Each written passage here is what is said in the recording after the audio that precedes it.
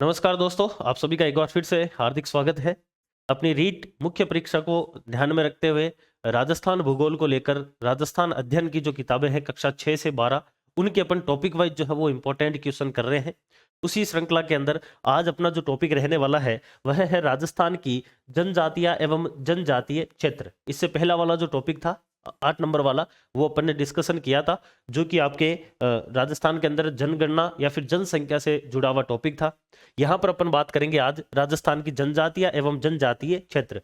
दोनों जो अपनी क्लासें चल रही है ये लेवल 1 और लेवल 2 दोनों के लिए ही मोस्ट इंपॉर्टेंट है, क्योंकि हाल ही में जो है वो इनके फॉरम वगैरह भी थोड़ा बहुत बताया गया है कि कितने क्या फॉरम आए हैं, कितना क्या कंपटीशन है। तो बहुत ही अच्छी जो है यहाँ पर अपॉर्चुनिटी है। लेवल 1 वालों के लिए तो बहुत ज़्यादा ही है। लेवल 2 में भी जैसे इंग्लिश की सब्जेक्ट है, उर्दू की है, इनके अंदर या फिर साइंस मैथ के अंदर भी जो है इतना ज़्यादा कंपटीशन नहीं है तुलनात्मक रूप से। तो काफ़ी अच्छा जो है वो आप स्कोर कर सकते हैं राजस्थान भूगोल के अंदर। यहाँ से लगभग जो है वो 20 क्वेश्चन आने की संभावना है, और इनके अंदर जो है वो इन टॉपिकों से या फिर राजस्थान अध्ययन जो अपन पढ़ रहे हैं कक्षा 6 से 12 यहाँ से जो है वो क्वेश्चन बनने की ज़्यादा संभावना है। इसीलिए यह आपके लिए मोस्ट इंपॉर्टेंट जो है वो श्रृंखला है। राजस्थान भूगोल के ऊपर अंतिम प्रहार के लिए तैयार हो जाइए। कुछ और टॉपिक बचे हैं जो होते ही आपके पूरा का पूरा जो है वो एक बार सिलेबस का रिवीजन हो जाएगा राजस्थान अध्ययन के क्वेश्चनों के माध्यम से। देखिए, पहला क्वेश्चन है आज का, राजस्थान की एकमात्र जनजाति, ध्यान देना है, जिसे भारत सरकार ने आदिम जनजाति समूह सूची के अंदर शामिल किया है। आदिम जनजाति समूह का मतलब क्या है? ऐसी जनजातियां जो कि बहुत ज्यादा प्राचीन मानी जाती है उनके अंदर जो है वह शामिल किया गया है। राजस्थान की कौन सी जनजाति है इसमें से? भाई भील जनजाति है, सहरिया है, मीणा है या फिर कायस्थ है? तो राजस्थान के 12 जिले के अंदर एक जनजाति निवास करती है। 12 के अंदर मुख्य रूप से दो जगह आती है, एक आती है आपके शाहबाद और एक आती है आपके किशनगंज। इन दो तहसीलों के अंदर जो है मुख्य रूप से आपके एक जनजाति आती है जिसका नाम क्या आता है? शहरिया जनजाति आती है। इस शहरिया जनजाति को भारत सरकार के द्वारा आदिम जनजाति समूह में शामिल किया हुआ है, जो कि राजस्थान की केवल एकमात्र ही ऐसी जनजाति है जो कि इस आदिम जनजाति समूह में शामिल है। आदिम जनजाति समूह का मतलब ऐसी जनजातियां जो कि बहुत ज्यादा प्राचीन मानी जाती है, भारत के अंदर रहने वाली हो और बहुत ज्यादा प्राचीन हो, उनमें जो है वह आपके शहरिया जनजाति को सरकार ने शामिल किया हुआ है। इंपॉर्टेंट क्वेश्चन है, इस प्रकार का क्वेश्चन आपको मिलने की संभावना आती है, मोस्ट इंपॉर्टेंट क्वेश्चन आता है। अगला क्वेश्चन देखिए, सुमेलित करना है आपको। यहां पर जो है वह आपको एक तरफ जनजाति दी हुई है और दूसरी तरफ उनके क्षेत्र या फिर स्थान दिए हुए हैं। आपको वापस बता दूं, सारे के सारे जो क्वेश्चन है वह राजस्थान अध्ययन कक्षा 6 से 12 की पुस्तकों में से ही लिए गए हैं, जहां से आपके पेपर बनने की ज्यादा संभावना है। और क्वेश्चन किस प्रकार के आएंगे यही क्वेश्चन का पैटर्न रहने वाला है। इस प्रकार का एक क्वेश्चन आपको मिल सकता है एग्जाम में, जिसमें एक तरफ आपको जनजातियां दी हुई रहेगी और दूसरी तरफ उनका क्षेत्र दिया हुआ रहेगा। जैसे कि राजस्थान में शहरिया जनजाति कहां पर मिलती है, अभी अभी देखा था, राजस्थान की एकमात्र आदिम जनजाति समूह में शामिल हुई हुई जनजाति जो है वो शहरिया जनजाति है, जो कि 12 जिले के शाहबाद और किशनगंज तहसीलों के अंदर मिलती है। यानी कि यह किसके साथ में मिलान करेगी? आपके 4 के साथ में मिलान करेगी शहरिया जनजाति। अगली आती है कथोड़ी जनजाति। राजस्थान के अंदर कथोड़ी जनजाति जो है यह मुख्य रूप से किसके लिए जानी जाती है? तो कथोड़ी के द्वारा जो है वह कत्था बनाया जाता है। और कत्था जो है ये किससे बनाया जाता है?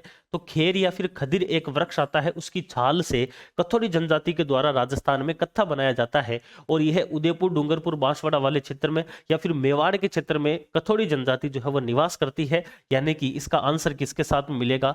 3 के साथ में। अगली आती है गरासिया जनजाति। राजस्थान की ऐसी जनजाति जो कि आपके सिरोही जिले के अंदर सबसे ज्यादा मिलती है। सिरोही जिले का एक क्षेत्र आता है आबू रोड, उस क्षेत्र के अंदर गरासिया जनजाति मिलती है। इस गरासिया जनजाति की विशेषता क्या है कि यह गरासिया जनजाति मुख्य रूप से भीलों के अंदर से ही निकली हुई एक जनजाति है, और नक्की झील जो है वो इनके लिए काफी पवित्र मानी जाती है। गरासिया जनजाति जो है यह आती है आपके आबू रोड या फिर सिरोही वाला जो क्षेत्र, क्योंकि इसका मतलब क्या है, आबू रोड जो है वो सिरोही वाले क्षेत्र में पड़ता है, तो वहां पर जो है वो इसका मिलान हो जाएगा 2 के साथ। और फिर आती है रेबारी। रेबारी बेसिकली वैसे जनजाति नहीं है, ध्यान देना है, रेबारी जो है वह एक प्रकार की जाति है, जनजाति नहीं है। और रेबारी वैसे तो लगभग पूरे राजस्थान में मिलती है, लेकिन रेबारी जनजाति जो जाति है यह आपके रेबारी या फिर रायका भी इनको कहा जाता है, जो कि ऊंट पालन के लिए जाने जाते हैं। पाबूजी जो है इनके आराध्य देव होते हैं। और राजस्थान के अंदर रेबारी जो है वो मुख्य रूप से मारवाड़ में मिलते हैं। ग्राम विकास अधिकारी जो अभी मुख्य परीक्षा हुई थी उसमें भी रेबारी का जो क्वेश्चन है वो फाइनली डिलीट करना पड़ा था, बहुत ज्यादा विवादित क्वेश्चन आया था। और उस क्वेश्चन के अंदर भी जो है वो रेबारी को जनजाति मानकर क्वेश्चन पूछा गया था, लेकिन यह जाति है, जनजाति नहीं है। और यह मुख्य रूप से जो है वो मारवाड़ वाले क्षेत्र में निवास करती है। यहां से आपको ध्यान रखना है, इस प्रकार का क्वेश्चन आपको मिल सकता है। तो मिलान देख लीजिए क्या हो जाएगा, 4 3 2 1 इसका राइट आंसर होगा, यानी कि 4 3 2 और 1, यानी कि 1 नंबर जो है वो इसका क्या होगा, सही आंसर होगा यहां से। ठीक है, समझ में आ रहा होगा, मैं ऐसी उम्मीद करता हूं। अगला क्वेश्चन देखिए, निम्नलिखित में से कौन सा जनजाति समूह राजस्थान में निवास नहीं करता है? कौन सा ऐसा जनजाति समूह है जो कि राजस्थान में निवास नहीं करता है? भाई अपन सांसी जनजाति पढ़ते हैं, राजस्थान के अंदर भरतपुर जिले के अंदर सांसी जनजाति आपके पाई जाती है, जिसके अंदर विजा और मावा 2 उपजातियां आती है। ये अपन पढ़ते हैं, राजस्थान के अंदर सांसी जनजाति भरतपुर वाले जिले में आती है। सहरिया जनजाति राजस्थान के 12 जिले में आती है। सहरिया जनजाति, जिसके अंदर कुकड़ी प्रथा एक प्रमुख प्रथा मानी जाती है। और सहरिया जो है वो किशनगंज और आपके शाहबाद वाली तहसीलों में आती है। गरासिया जनजाति अभी अभी देखी थी, राजस्थान के सिरोही जिले के अंदर मानी जाती है आपके गरासिया जनजाति का निवास स्थान। वही गरासिया जिसके द्वारा वालरा नाम से जो है वो स्थानांतरण खेती की जाती है। और गरासिया जो है इनके लिए नक्की झील काफी पवित्र मानी जाती है। और फिर आती है गोंड। देखिए ये 3 तो जो है वो राजस्थान के इन जिलों में निवास करती है, लेकिन जो ये गोंड जनजाति है ना, ये राजस्थान में निवास नहीं करती है। यह मुख्य रूप से आपके उड़ीसा या फिर आपके झारखंड वाला जो क्षेत्र है उसके अंदर गोंड जनजाति निवास करती है। अगर आपने RRR मूवी देखी है तो उसके अंदर जो आपके उसके अंदर जो RRR के अंदर जो जूनियर NTR रहते हैं वो गोंड जनजाति से संबंधित रहते हैं। और एक कोमरम भीमोडो एक ऐसा कोई गाना भी है, उसके अंदर भी वो गोंड जनजाति के बारे में जानकारी देते हैं। तो वो मूवी जो बनी हुई है उसके अंदर जिस जनजाति को दिखाया गया है वो गोंड जनजाति है। और गोंड जो है ये पूर्वी भारत में निवास करती है, ना कि राजस्थान में। इसका मतलब यह राजस्थान से संबंधित नहीं है, यह बाकी 3 जो है वो राजस्थान से जुड़ी हुई जनजातियां आती है। तो आंसर क्या हो जाएगा, 4 हो जाएगा। अगला देखिए, भीलों के अंदर गांव का मुखिया क्या कहलाता है? मोस्ट इंपोर्टेंट क्वेश्चन है। आपको जनजातियों में से 2 प्रकार के क्वेश्चन ज्यादा पूछे जाने की संभावना है। एक तो कौन सी जनजाति है और उसका क्षेत्र कौन सा है, क्योंकि आपके जो टॉपिक लिखा गया है वो टॉपिक भी यही है। अगर आप टॉपिक भी देखोगे तो आपके टॉपिक लिखा हुआ राजस्थान की जनजातियां एवं जनजातीय क्षेत्र। तो जनजातीय क्षेत्र के अंदर आपको क्वेश्चन पूछा जाएगा कि ये जनजाति है और वो कौन से क्षेत्र में निवास करती है, या फिर इस जनजातियों का मतलब क्या है। तो उस जनजातियों का मतलब है इस प्रकार के क्वेश्चन कि उन जनजातियों की सामान्य जो आपके जीवन है उनके अंदर कौन कौन सी चीजें काम में आ रही है, उनसे रिलेटेड क्वेश्चन बन सकता है। जैसे कि भीलों में गांव का मुखिया क्या कहलाता है। अब देखिए, इसको समझने से पहले आप एक छोटी सी चीज समझ लीजिए कि भीलों के जो घर होते हैं उनको टापरा या फिर कू कहा जाता है। ये तो क्या है, उनके घर है, ध्यान देना है। ये क्या है, उनके घर है जिनको टापरा या फिर कू कहते हैं। अब आप सभी इसको जो है वो अपने आप से रिलेट करना। मान लीजिए आपका घर एक कॉलोनी के अंदर है और आपका जो घर है उसको टापरा या फिर कू कह रहे हैं हम। तो उस टापरा या फिर कू छोटे छोटे जो आपके 10-15 घर मिलकर एक क्या बना लेते हैं, एक कॉलोनी बना लेते हैं, एक वार्ड बना लेते हैं। और इस वार्ड या फिर कॉलोनी को क्या कहा जाता है, फला कहा जाता है। और जब आपके छोटे छोटे वार्ड मिल जाते हैं तो एक पूरी पूरी ग्राम पंचायत बन जाती है या फिर एक गांव या शहर बन जाता है। यानी कि इस प्रकार के जब फला मिल जाते हैं तो क्या बन जाता है, आपके पाल बन जाता है। तो बात को समझना है अच्छे से। भील जनजाति के अंदर सबसे छोटी इकाई क्या है, टापरा या फिर कू है, जो कि उनके रहने का घर है। और इन घर से जैसे ही हम ऊपर जाते हैं तो उनके जो है वह एक प्रकार से अपन कह सकते हैं कि छोटी जो है वो बस्ती आ जाती है। छोटी जो बस्ती है वह आ जाती है, जिसको फला कहते हैं। ये टापरा या कू मिलकर फला बनते हैं। और जब फला की बात करते हैं तो ये फला जो है ये मिलकर क्या बनता है, आपके पाल बनता है। और पाल जो है ये क्या है, आपके गांव कहलाता है भीलों का। और जब गांव बन गया तो आपके जैसे सरपंच होता है उसी प्रकार से इनके इस पाल का भी मुखिया होता है, जिसको पालजी कहा जाता है। या तो इसको पालजी कह देते हैं या फिर इसी को ही जो है वह गामेती कह देते हैं। आपको दोनों चीजें ध्यान रखनी है, पालजी या फिर गामेती। तो भीलों का घर कहलाता है टापरा ये क्यों, इससे बड़ा होता है फला, फला से बड़ा होता है पाल, पाल पूरा का पूरा गांव होता है। और गांव का मुखिया होता है पाल से पालजी, या फिर इसी को क्या बोलते हैं, गामेती बोला जाता है। क्वेश्चन क्या बोल रहा है, भीलों में गांव का मुखिया क्या कहलाता है। याद रखना है ये आप पर लिखा हुआ है पालवी है, जबकि होता है पालजी, तो इसलिए ये नहीं होगा। फला जो है वो एक प्रकार की बस्ती है और पाल जो है वो उनका गांव कहलाता है, और इस पाल या फिर गांव का मुखिया जो है वो क्या कहलाता है, गमेती या फिर आपके पालजी कहलाता है। तो भीलों का मुखिया कौन हो जाएगा, गामेती या फिर पालजी हो जाएगा। 1 नंबर इसका सही आंसर हो जाएगा। अगला देखिए, निम्न में से कंजर जनजाति किस जिले में निवास नहीं करती है? कौन से जिले के अंदर कंजर जनजाति नहीं निवास करती है? देखिए, कंजर जनजाति जो है यह मुख्य रूप से जो है वो दक्षिण और दक्षिण पूर्वी राजस्थान के अंदर निवास करती है। पहली बात तो एरिया के हिसाब से दक्षिण और दक्षिण पूर्वी राजस्थान आ जाता है। दूसरी चीज आपको ध्यान रखना, मेनली दक्षिण पूर्वी में आती है। दूसरी चीज, इस कंजर जनजाति जो है इनकी एक प्रकार से आराध्य देवी अपन कह सकते हैं या फिर इनकी कुलदेवी कह सकते हैं, जो आती है आपके रक्तंद जी माता। रक्तंद जी माता ये आपके इन कंजर जनजाति की आराध्य देवी आती है। और रक्तंद जी जो माता है, इनका मंदिर जो है वो सत्तूर के ऊपर है। सत्तूर जो पहाड़ी है इसकी तलेटी पे बनी हुई है, और सत्तूर जो है ये हाईएस्ट पीक है। किस चीज की हाईएस्ट पीक है ये? यह आपके बूंदी के अंदर एक पर्वतमाला स्थित है, उसकी ये सत्तूर जो है वो हाईएस्ट पीक है। और बूंदी की पर्वतमाला को कहा जाता है आडा वाला, क्या कहते हैं, आडा वाला पर्वत इसको कहा जाता है। तो बूंदी की पर्वतमाला आडा वाला की हाईएस्ट पीक है आपके सत्तूर। सत्तूर की तलेटी में स्थित है रक्तंद जी माता का मंदिर, जो कि आपके कुलदेवी है किनकी, कंजर जनजाति की। यानी कि कंजर जनजाति राजस्थान के अंदर सबसे ज्यादा एक प्रकार से निवास स्थान बताएंगे तो कौन सा हो जाएगा, कोटा और बूंदी वाला इसका एरिया हो जाएगा। यानी कि ये कोटा और बूंदी में तो निवास करती है, बिल्कुल करती है। उसके जो है वो पास में लगता हुआ जिला है झालावाड़, या फिर आप एरिया वाइज भी देख सकते हो दक्षिण और दक्षिण पूर्वी। अब बूंदी के जस्ट जो है वह पश्चिम के अंदर कौन सा जिला आता है, भीलवाड़ा आता है। तो इन जिलों के अंदर इसका निवास स्थान होगा, जबकि सीकर जिले के अंदर कंजर जनजाति का निवास स्थान नहीं होगा। या ऑल ओवर भी देखें तो सीकर के अंदर जनजातियों का इतना निवास स्थान नहीं है। तो आंसर क्या हो जाएगा इसका, 3 नंबर जो है वो सही हो जाएगा। आपको याद रखना है कंजर जनजाति एरिया वाइज ये हो जाता है, ये इनकी कुलदेवी है, ये यहाँ पर इनका मंदिर है कुलदेवी का, और ये जो आपके सत्तूर जो है ये आडावाला की हाईएस्ट पीक भी आ जाती है। भीलों के बड़े गांव जो है उनको क्या कहा जाता है? भीलों के बड़े गांव को क्या कहते हैं? बड़े गांव को क्या कहा जाता है? थोड़ा सा पीछे आइए, यहां पर देखिए, ये रहा भीलों के जो गांव है, इसको क्या कह रहे हैं अपन लोग, पाल कह रहे हैं। देखिए, फला और पाल के अंदर आपको कंफ्यूज नहीं होना। क्वेश्चन जो है, क्वेश्चन के अंदर आपको देखो फला भी दिया हुआ है, पाल भी दिया हुआ है, ग्राम दिया हुआ है, नगला दिया हुआ। तो नगला और ग्राम का तो कोई लेना देना नहीं है। बेसिकली यहां पर आप कंफ्यूज हो सकते हो फला में और पाल में। तो मैंने अभी अभी बताया था यहां पर किस चीज की बात कर रही है, बड़े गांव की बात कर रहा है। पाल का मतलब तो क्या होता है, गांव होता है, जबकि फला का मतलब क्या होता है, बस्ती होता है, या फिर अपन एक प्रकार से इसको छोटा वार्ड भी कह सकते हैं। तो गांव के अंदर छोटा हिस्सा या फिर छोटी एक कॉलोनी है वो फला कहलाती है। और बहुत सारी फला, 5-7 फला जो है वो मिलकर क्या बनाती है, आपके पाल बनाती है। और पाल जो है वो इनका क्या है, एक गांव है जिसका मुखिया पालजी या फिर गामेती कहलाता है। तो भीलों के बड़े गांव को क्या कहा जाता है, पाल कहा जाता है, ना कि फला, क्योंकि फला मिलकर पाल बनाते हैं। तो पाल जो है ये कहलाता है। इंपॉर्टेंट क्वेश्चन है, इस प्रकार के क्वेश्चन आपको मिलने की ज्यादा संभावना है। राजस्थान अध्ययन की किताबों से डायरेक्टली इस प्रकार के क्वेश्चन उठाए जाएंगे, देख लेना आप जब एग्जाम आपका होगा। तो इसमें हो जाएगा बड़े गांव को क्या कहा जाता है, पाल जी। निम्न में से कहां दामोर जनजाति निवास करती है? जनजाति कौन सी है, दामोर लिखा हुआ है, इसको डामोर भी बोल देते हैं, डामोर या फिर दामोर। ये क्वेश्चन जो है वो सेकंड ग्रेड के अंदर पूछा गया था, एज इट इज ये दामोर ही लिखा हुआ था, उसमें डामोर भी नहीं किया था उन्होंने।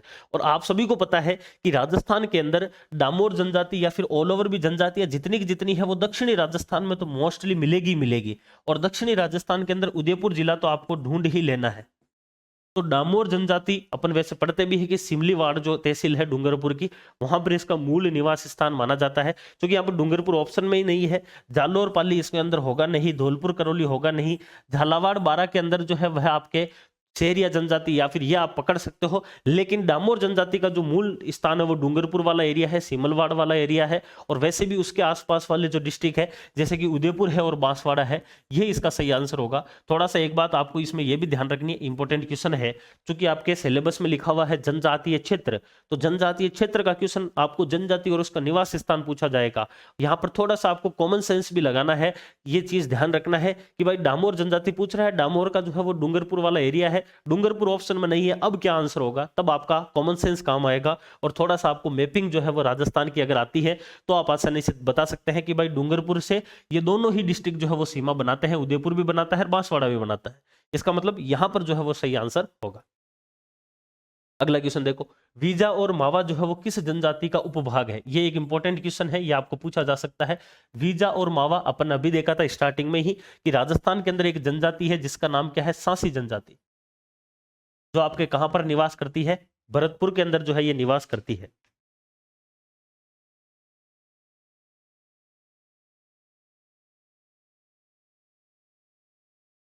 खासी जनजाति के अंदर वीजा और मावा जो है ये दो क्या आती है? इसकी उपभाग या फिर उपजातियां कहलाती है एक प्रकार से।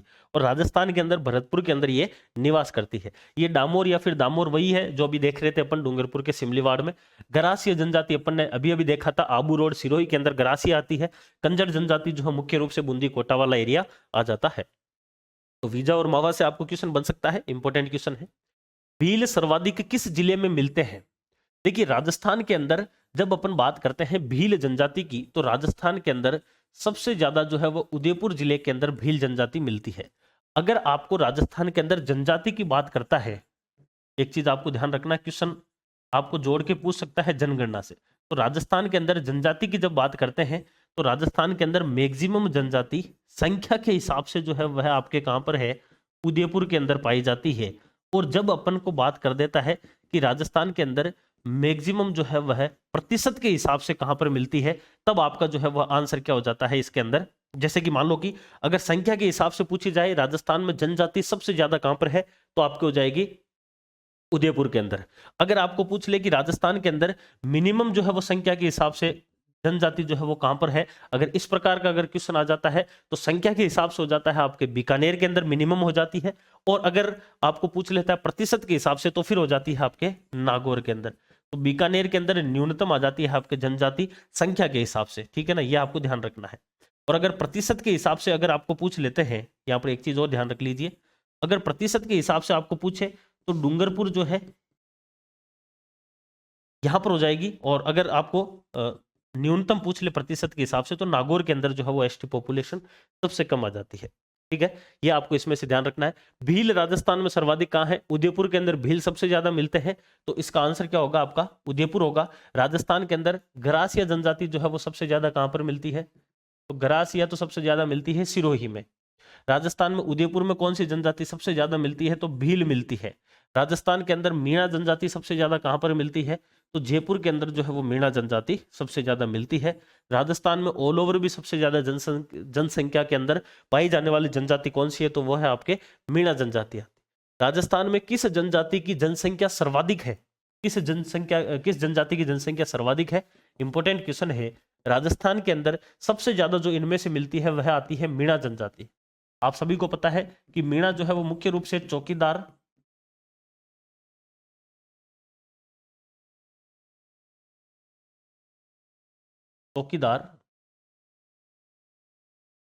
और जमींदार दो प्रकार के मीणा होते हैं राजस्थान के अंदर।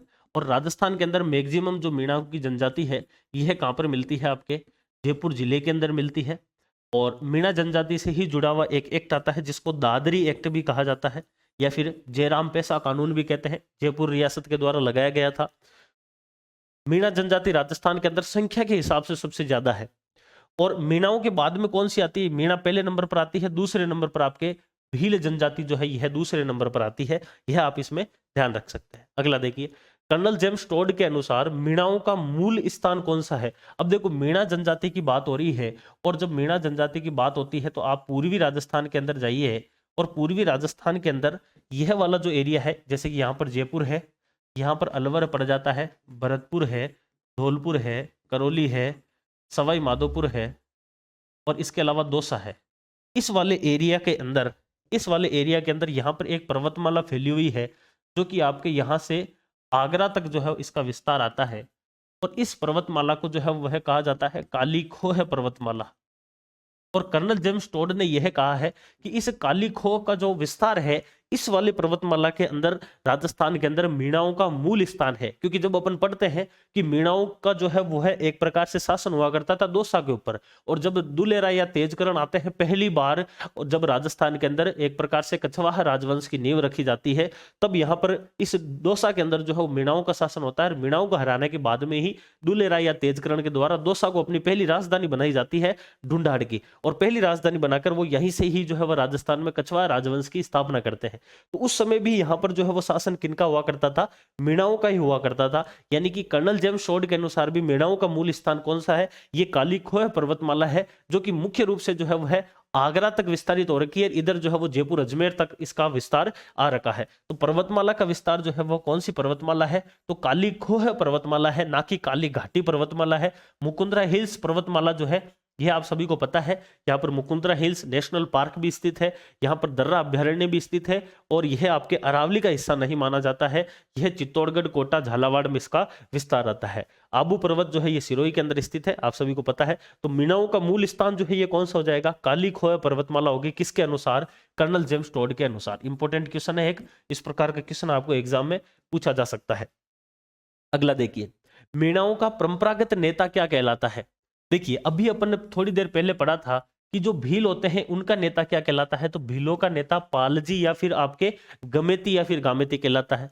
जबकि मीणाओं का नेता क्या कहलाता है, आप सभी ने एक जो है आंदोलन पढ़ा होगा, किसान आंदोलन, जिसके अंदर अभी मैं रिकॉल नहीं कर पा रहा हूं, जहां तक मुझे याद आ रहा है कि वो बूंदी किसान आंदोलन था, या फिर एक बेंगू किसान आंदोलन था, जिसके अंदर एक प्रकार से एक सभा बनाई जाती है। और ये अपना जो बिजोलिया किसान आंदोलन रहता है उसमें भी एक समिति बनाते हैं जिसके 2 मुखिया नियुक्त करते हैं, और उनको भी जो है वो बेसिकली मीणाओं को नियुक्त किया जाता है। और मीणाओं को उस समय जो है वो अपन उसमें नानजी पटेल और ठाकरी पटेल के नाम से जो है वो 2 व्यक्ति भी पढ़ते हैं। तो बेसिकली मीणाओं के अंदर जो नेता होते हैं या फिर जो एक प्रकार से जिनका वर्चस्व होता है उनको कहा जाता है पटेल बेसिकली। तो यहाँ पर जो है वो इसका राइट आंसर क्या होगा, तो पटेल जो है वो इसका सही आंसर होगा। मीणाओं के परंपरागत नेता जो है उनको क्या कहा जाता है, तो पटेल उनको कहा जाता है, ठीक है ना। पंच पटेल नहीं होता है, पटेल जो है वो इसका राइट आंसर होगा, मीणाओं का परंपरागत नेता।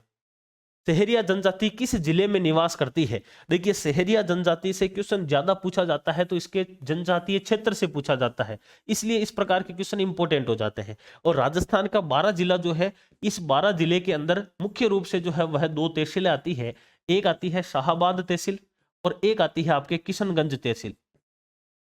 इन 2 तहसीलों के अंदर जो है वह आपके सहरिया जनजाति जो है वह निवास करती है, और 12 जिला इसके अंदर राइट आंसर आपका हो जाएगा। तो केवल इतना ही क्वेश्चन है, ज्यादा कोई इतना डेप्थ वाला नहीं है। राजस्थान में मीणा एवं भील के बाद तीसरी सबसे बड़ी जनजाति कौन सी है। देखो राजस्थान के अंदर सबसे ज्यादा जो जनजाति कौन सी है, मीणा जनजाति है। दूसरे नंबर पर कौन सी है, आपके भील जनजाति आती है। और तीसरे नंबर पर अगर आपको पूछ ले कौन सी जनजाति है, तो वह आती है आपके ग्रासिया जनजाति। बेसिकली ग्रासिया भीलों से ही निकली हुई मानी जाती है।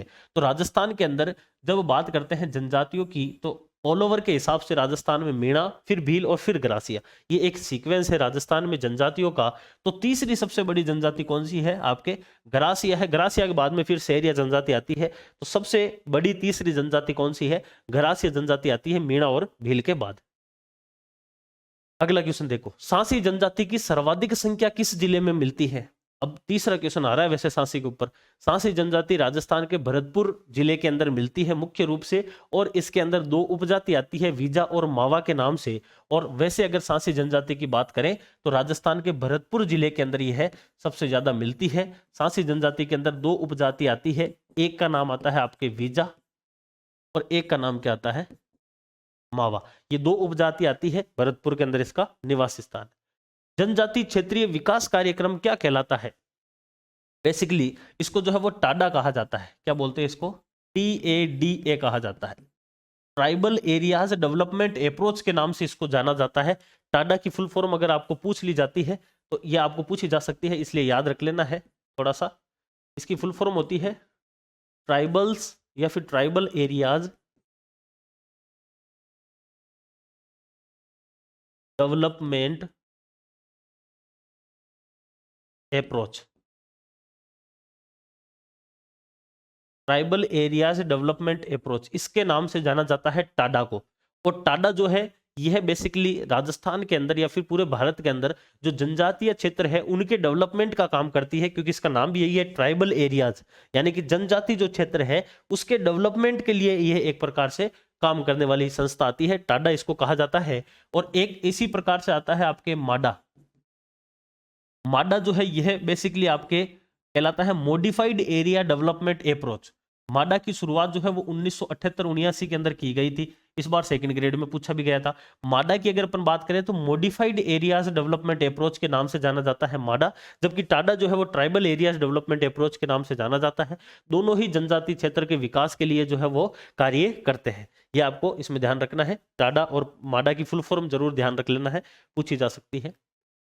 ग्रासीय जनजाति की प्रमुख आर्थिक क्रिया क्या है? देखो, ग्रासीय जनजाति की अगर अपन बात करें तो राजस्थान के अंदर कहां पर यह मिलती है? तो सिरोही के अंदर, आबू रोड वाले क्षेत्र में सिरोही के अंदर जो है वह आपके ग्रासीय जनजाति मिलती है, पहली बात। और ग्रासीय जनजाति का मेन जो काम है वह कौन सा आता है इसका? तो वह आता है कृषि का कार्य आता है। भाई ये शिकार इतना नहीं करती है, ये पशुपालन भी इतना नहीं करती है, वन्य उपज के ऊपर भी यह इतनी ज्यादा जो है वो, जैसे कि कथोड़ी जनजाति जो है वो वन्य उपज के ऊपर ज्यादा निर्धारित है। जैसे कि अगर अपन बात करें भील जनजाति की, तो भील जनजाति शिकार भी करती है, तुलनात्मक रूप से वो कृषि भी करती है। लेकिन ग्रासीय जनजाति का प्रमुख जो आर्थिक क्रिया है वो अगर आपको पूछ ली जाती है कि वह प्रमुख रूप से आर्थिक क्रिया कौन सी है, तो वह आपके कृषि जो है वह हो जाएगी। यानी कि राइट आंसर क्या होगा इसका? कृषि होगा। इस प्रकार के क्वेश्चन पूछे जा सकते हैं। ग्रासीय जनजाति की प्रमुख आर्थिक क्रिया क्या है? अगला देखिए, भीलों के घर जो है उनको क्या कहते हैं? अब शुरुआत वाला ही पहला क्वेश्चन आ जाता है कि भाई भीलों के जो घर हैं इनको टापरा या फिर क्या कहते हैं? कू कहते हैं। टापरा या फिर कू मिलकर क्या बनाते हैं? फला बनाते हैं। फला मिलकर क्या बनाते हैं? पाल बनाते हैं। और पाल का जो मुखिया है वो क्या कहलाता है? पालजी कहलाता है या फिर गमेती कहलाता है। ठीक है ना? तो यहां से आपको क्वेश्चन पता हो जाना चाहिए कि भीलों के घर जो है इनको क्या कहते हैं? टापरा या फिर कू कहते हैं। टापरा या कू मिलकर फला बनाते हैं। फला मिलकर एक बड़ा गांव बनाते हैं जिसको पाल कहते हैं, जिसका मुखिया पालजी या फिर गमेती होता है, जो कि भीलों का एक प्रकार से नेता कहलाता है। अगला क्वेश्चन देखिए, पाल किसे कहते हैं? अब टापरा या फिर कू, वापिस समझ लीजिए यहां से, टापरा या फिर कू मिलकर फला है, फला से पाल बन रहा है। और अगला क्वेश्चन आपको पूछ रहा है कि पाल किसे कहते हैं?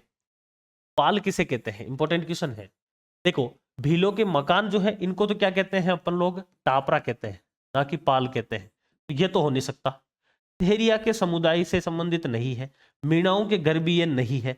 और भीलों की छोटी बस्ती, बेसिकली वैसे पाल जो है ये भीलों का गांव कहलाता है, और फला जो है वो छोटी बस्ती कहलाता है। क्योंकि घर तो टापरा हो गया, अब छोटी बस्ती जो है इसमें राइट आंसर हो सकता है अगर बेस्ट आंसर ढूंढना चाहे तो। कई बार इस प्रकार के क्वेश्चन मिल जाते हैं जिसमें आपको बेस्ट आंसर ढूंढना होता है, क्योंकि यहाँ पर भीलों के मकान जो है वो टापरा है, उनको तो पाल कह नहीं सकते हैं। अब पाल किसको कह सकते हैं? कि भीलों के गांवों को, बड़े गांव को पाल कहा जाता है वैसे तो। लेकिन अब फला अगर आ गया तो फला जो है वह आपके छोटी बस्ती को कहा जाता है, क्योंकि फला यहाँ पर ऑप्शन में नहीं है। तो बेस्ट आंसर जो बैठ रहा है इसमें वो भीलों की छोटी बस्ती ही इसका राइट आंसर होगा। यानी कि पाल किसे कहते हैं? तो भीलों की छोटी बस्ती हो जाएगी। आंसर हो जाएगा इसका 4 नंबर। लास्ट क्वेश्चन आता है अपना, ग्रासिया के द्वारा की जाने वाली स्थानांतरण कृषि को क्या कहते हैं? देखो, यहां से ये इंपॉर्टेंट क्वेश्चन है, और राजस्थान के अंदर आपको इंपॉर्टेंट रूप से याद रखना है कि राजस्थान के अंदर देखिए एक कृषि आती है जिसको कहा जाता है स्थानांतरण कृषि। स्थानांतरण कृषि, इसका मतलब क्या होता है? पहला तो छोटा सा ये समझ लो। स्थानांतरण कृषि का मतलब क्या होता है कि ऐसा क्षेत्र जहां पर पथरीला एरिया हो, जैसे मान लो जनजाति अधिकतर जो है वो पर्वत के ऊपर, पहाड़ों पर रहती है, वहां पर रेत होती नहीं है, वहां पर कृषि कैसे करते हैं? तो ऐसी स्थिति में यह वहां पर जो भी वनस्पति होती है, जो भी चारा होता है, वहां पर घास होती है, उसको जलाते हैं। उसको जलने के बाद में जो वहां पर उसकी राख की वजह से जो एक मिट्टी निर्मित होती है, उसके अंदर ये कृषि करते हैं। जैसे ही वहां से फसल काटते हैं, उस जगह को छोड़कर आगे जाते हैं और आगे वापस वही प्रक्रिया आपके वापस अपनाते हैं, वापस वहां की जो वनस्पति है उसको जलाते हैं। यानी कि स्थानांतरण हो रहा है, बार बार ये आगे से आगे बढ़कर कृषि कर रहे हैं। इस कृषि को कहा जाता है स्थानांतरण कृषि। राजस्थान के अंदर 2 जनजातियां आती है जो स्थानांतरण कृषि करती है। एक जनजाति आती है जिसका नाम आता है भील, और एक नाम आता है आपका गरासिया। गरासिया जनजाति के द्वारा जो इस प्रकार की कृषि की जाती है उसको कहा जाता है वालरा। बात को समझना। और जबकि भील जनजाति के द्वारा जो इस प्रकार की कृषि की जाती है उस कृषि को कहा जाता है ची माता और दजिया। ची माता और दजिया। अब इन दोनों में डिफरेंस थोड़ा सा आ जाता है, वहां पर तो कोई दिक्कत ही नहीं है, वह ग्रासियाओं के द्वारा की जाने वाली स्थानांतरण कृषि वालरा कृषि कहलाती है, जबकि भीलों के द्वारा की जाने वाली चीमाता और दजिया है। इन दोनों में डिफरेंस ये है कि आपके इस प्रकार से कोई पर्वत है और इधर ये कोई मैदान है, ध्यान देना है। ये तो क्या हो गया आपका पर्वत हो गया और ये क्या हो गया आपका मैदान हो गया। तो भील जनजाति के द्वारा, ध्यान देना है, भील जनजाति के द्वारा पर्वत की इन ढालों के ऊपर जो कृषि की जाती है इसको तो कहा जाता है चीमाता, और भीलों के द्वारा इस मैदानी क्षेत्र में जो कृषि की जाती है इसको कहा जाता है दजिया। ठीक है ना, तो मैदान के अंदर तो है दजिया और पर्वत की ढालों पर है चीमाता। ये तो हो गए दो भीलों की, जबकि ग्रासिया की कौन सी हो जाती है आपके वालरा हो जाती है। क्वेश्चन का आंसर क्या हो जाएगा, ग्रासिया जनजाति के द्वारा की जाने वाली स्थानांतरण कृषि क्या कहलाती है, तो यह आपके हो जाएगी इसके अंदर राइट आंसर वालरा जो है वो इसका सही आंसर हो जाएगा। तो यह आपके यहां से 20 क्वेश्चन जो है वह आपके आ गए हैं किस टॉपिक से, राजस्थान के अंदर जनजातियां एवं जनजातीय क्षेत्र से। ये एक मोस्ट इंपोर्टेंट टॉपिक था जिसमें से कौन कौन से क्वेश्चन इंपोर्टेंट बन सकते हैं वो अपन ने देखे हैं राजस्थान अध्ययन की किताबों से, कक्षा 6 से 12 में कौन कौन से क्वेश्चन बन सकते हैं। क्लास कैसी लगी आपको कमेंट में जरूर बताना है। इसकी एक अलग से प्लेलिस्ट भी बनाई हुई है जहां पर ये सारी की सारी क्लासें आपको सीक्वेंस से मिल जाएगी, पहले से लेकर 13, टोटल 13 टॉपिक है आपके और 13 ही क्लासें इसकी रहने वाली है, जिसके अंदर आज अपन ने इस टॉपिक के ऊपर चर्चा की है। अगली क्लास के अंदर अपन बात करेंगे जो नेक्स्ट टॉपिक है आपका धात्विक और अधात्विक खनिज, उसके ऊपर आधारित कौन कौन से राजस्थान अध्ययन की किताबों से क्वेश्चन बन सकते हैं उसके ऊपर अपन चर्चा करने वाले हैं। इस क्लास को इतना ही रखते हैं, कमेंट में जरूर बताना है क्लास कैसी लगी है, लाइक करना है और ज्यादा से ज्यादा शेयर करना है। धन्यवाद।